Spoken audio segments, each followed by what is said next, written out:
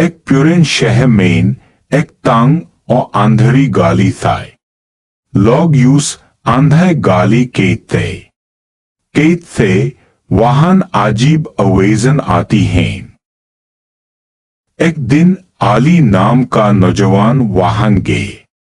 दोस्तन ने रोका, लेकिन उसने कहा, मैं देखना चाहता हूं कि इस अंधे के पीछे का राज से छुपा है। मकान पुराना और खामोश था। टूटी हुई दीवारें और पुरानी तस्वीरें। अचानक अली को एक डायरी मिली।